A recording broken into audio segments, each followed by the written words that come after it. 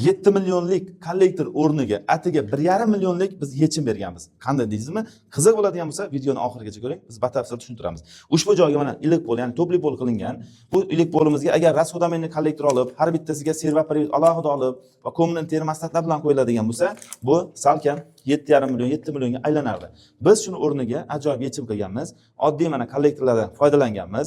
Har bitta liniyani, ya'ni har bitta iliq pol uzunligini bir xil o'lchamda tashalgan. Va biz duxado, ya'ni bir tomonlama mana yopib ochilib yopiladigan klapdan foydalanganmiz va buni ham mana maxsus NTC datchiki bilan apparatga, ya'ni suvni haroratidan sezib o'chib yonib ishlaydigan tizim qilganmiz. O'zi aslida topli pol ham bilasiz, harorat, ya'ni steyashkani haroratidan o'chib yonib ishlash tizimiga moslashtirilgan bo'ladi.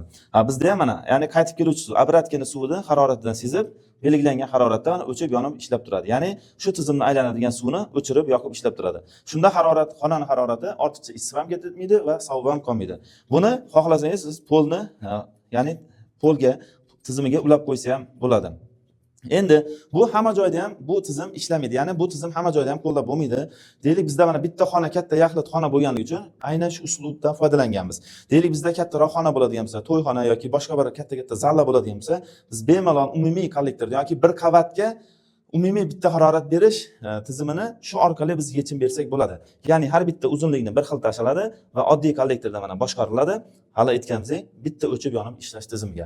Endi alohida xona bo'ladigan bo'lsa, biz bunga alohida kommunal termostat qo'yib yechim berganimiz afzalroq. Demak, iliq polimiz polni haroratidan yoki iliq pol apparatdagi haroratni o'chib yonib ishlaydi. Radiator tizimlarimiz esa, demak, bu xona haroratidan sezib o'chish, ya'ni mexanik termogolovka har bitta isitish tizimimizda qo'yiladi. Bundan da foydali ma'lumotlarni o'tkazib bormaslik uchun sahifalarimizga obuna bo'lib qo'ying. Salomat bo'ling.